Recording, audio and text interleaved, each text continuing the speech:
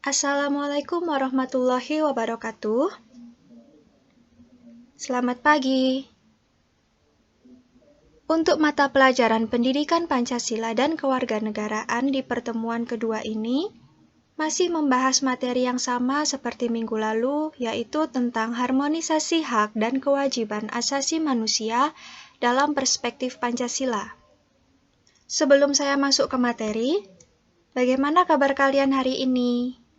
Saya harap kalian masih bersemangat dan dalam keadaan sehat untuk mengikuti pembelajaran di pertemuan yang kedua secara daring ini. Di pertemuan yang pertama kemarin, saya sudah memberikan tugas kepada kalian untuk menyebutkan definisi dari hak asasi manusia menurut pendapat kalian masing-masing, kemudian memberikan contoh dari hak asasi manusia dan kewajiban asasi manusia. Untuk hak asasi manusianya disertai dengan instrumen. Apakah di antara kalian ada yang tidak mengerjakan? Saya harap meskipun pembelajaran dilakukan secara virtual, kalian tetap melaksanakan kewajiban kalian untuk belajar dan mengerjakan tugas yang diberikan oleh kami. Di sini sudah saya paparkan contoh dari hak asasi manusia. Silakan disimak bersama-sama. Contoh yang pertama adalah hak dasar, yaitu hak hidup. Instrumennya terdapat dalam pasal 28A Undang-Undang Dasar Negara Republik Indonesia tahun 1945. Semua manusia berhak untuk hidup, diberikan oleh Tuhan Yang Maha Esa, dilindungi oleh negara, hukum, dan pemerintahan. Tanpa terkecuali semua orang berhak untuk hidup. Yang kedua adalah hak kelangsungan hidup. Setiap manusia yang hidup berhak untuk melangsungkan kehidupannya. Instrumennya terdapat dalam pasal 28 huruf B Undang-Undang Dasar Negara Republik Indonesia tahun 1945. Yang ketiga adalah hak untuk mengembangkan diri.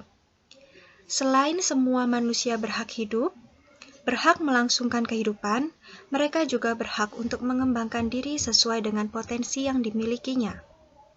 Instrumennya terdapat dalam pasal 28 huruf C Undang-Undang Dasar Negara Republik Indonesia tahun 1945. Yang keempat, hak mendapatkan perlindungan, mendapatkan pekerjaan, dan mendapatkan kewarganegaraan. Instrumennya terdapat dalam pasal 28D Undang-Undang Dasar Negara Republik Indonesia tahun 1945. Yang kelima, semua manusia berhak atas rasa aman. Terdapat dalam pasal 28 Undang-Undang Nomor 39 Tahun 1999. Dan contoh terakhir yang saya berikan adalah hak turut serta dalam pemerintahan. Semua manusia berhak untuk mendapatkan kursi atau mencalonkan diri dalam pemerintahan jika memenuhi syarat. Instrumennya terdapat dalam pasal 43 Undang-Undang Nomor 39 Tahun 1999. Keenam contoh hak asasi manusia yang saya paparkan ini, apakah ada yang sama dengan yang kalian kerjakan? Selanjutnya adalah contoh dari kewajiban asasi manusia. Coba kita simak bersama-sama. Yang pertama, kewajiban kepada Tuhan Sang Pencipta. Contoh yang lebih spesifik adalah, misalnya bagi yang Muslim melaksanakan sholat, menunaikan zakat, bersedekah, dan yang lain sebagainya. Yang kedua adalah kewajiban sosial di masyarakat. Contohnya, melakukan ronda, menjaga ketertiban umum, dan yang lainnya. Yang ketiga adalah kewajiban dalam keluarga. Misalnya kalian sebagai anak wajib untuk membantu pekerjaan dari orang tua. menghormati orang tua, dan yang lainnya. Yang keempat adalah kewajiban atas pekerjaan dan tanggung jawab. Sementara ini pekerjaan kalian adalah sebagai pelajar, maka kewajiban dan tanggung jawab kalian adalah belajar. Sampai di sini bisa memahami kewajiban asasi manusia itu contohnya seperti apa? Subbab yang kedua adalah substansi hak dan kewajiban asasi manusia. Sebelum kita membahas tentang materi substansi hak dan kewajiban asasi manusia, akan lebih baik jika kalian memahami makna dari substansi. Substansi berarti pentingnya. Maka maksud dari substansi hak dan kewajiban asasi manusia adalah pentingnya keterkaitan antara hak dan kewajiban asasi manusia. Salah satu karakteristik hak dan kewajiban asasi manusia adalah bersifat universal. Coba diingat lagi, kalian masih ingat makna dari universal itu apa? Universal artinya hak asasi manusia berlaku untuk semua orang tanpa memandang status, suku bangsa, gender, atau perbedaan yang lainnya. Meskipun begitu, ideologi, kebudayaan, dan nilai-nilai khas yang dimiliki suatu negara akan mempengaruhi pola penegakan hak asasi manusia di negara tersebut. Untuk negara Indonesia, dalam proses penegakan hak asasi manusia berlandaskan kepada ideologi negara. Kalian sudah hafalkan ideologi negara Indonesia itu apa? Yaitu Pancasila. Penegakan hak asasi manusia berdasarkan Pancasila harus mengedepankan keseimbangan antara hak dan kewajiban.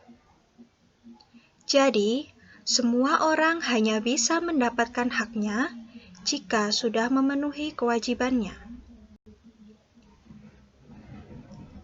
Pancasila merupakan ideologi yang mengedepankan nilai-nilai kemanusiaan. Pancasila sangat menghormati hak dan kewajiban asasi setiap warga negara maupun bukan warga negara Indonesia.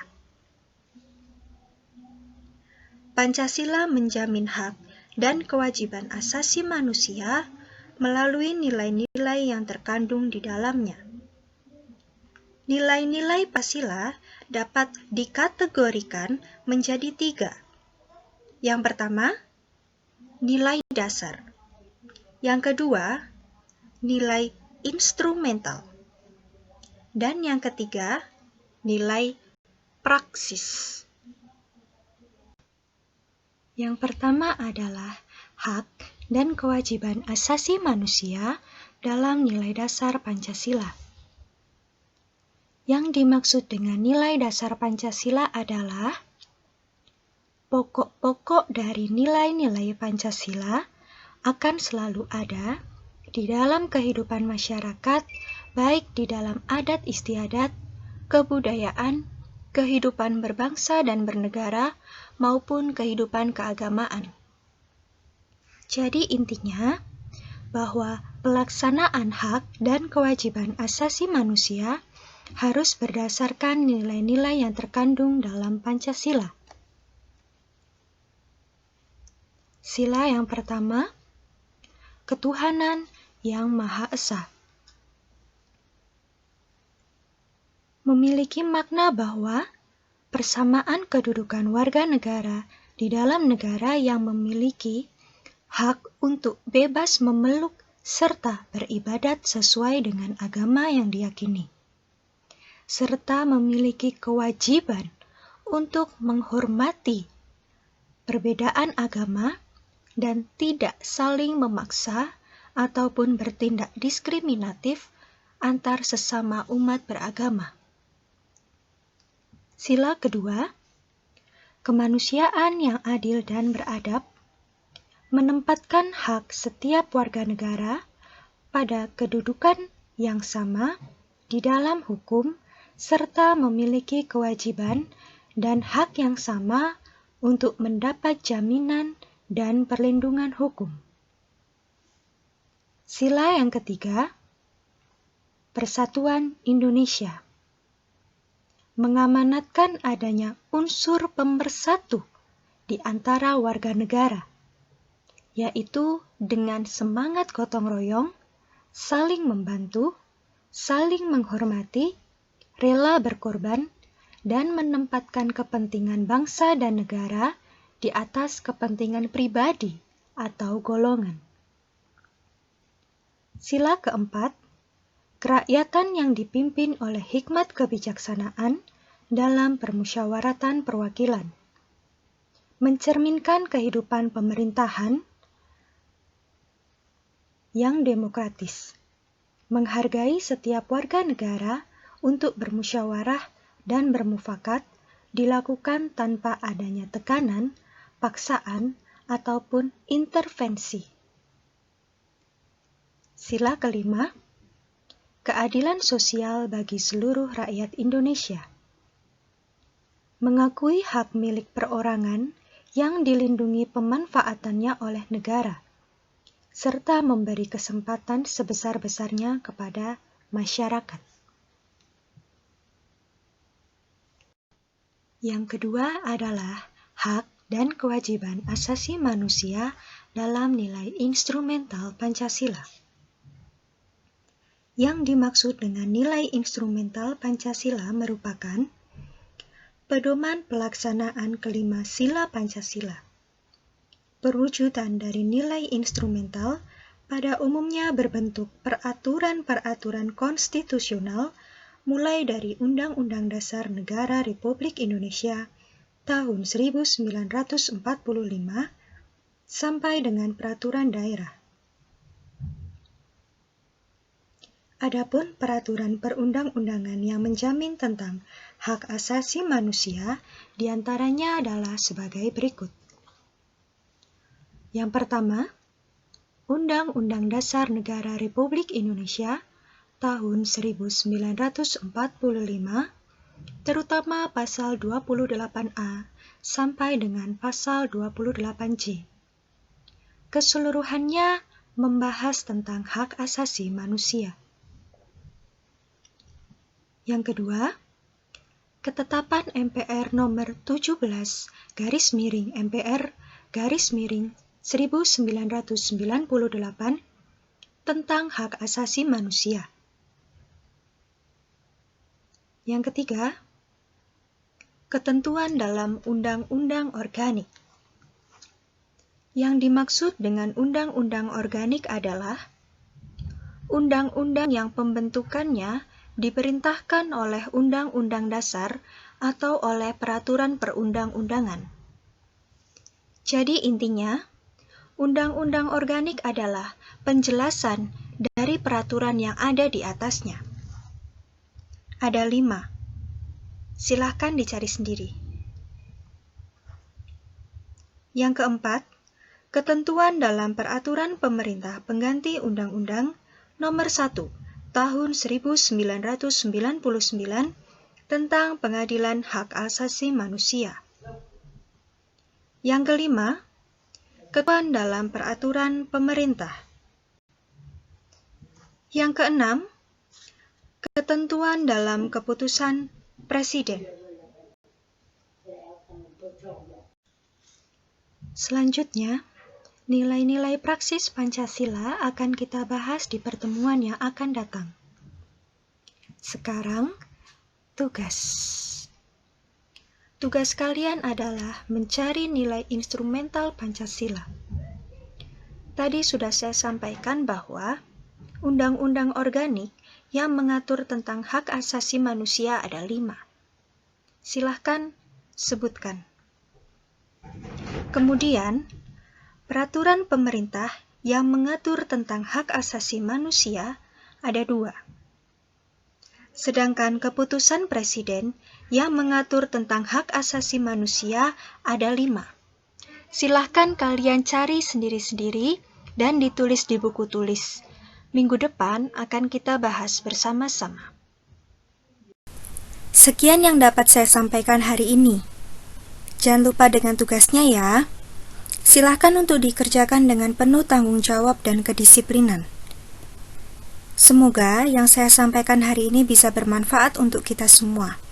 Dan saya yakin kalian pasti akan bisa memahami yang sudah saya sampaikan di hari ini. Sampai jumpa di pertemuan yang akan datang. Wassalamualaikum warahmatullahi wabarakatuh.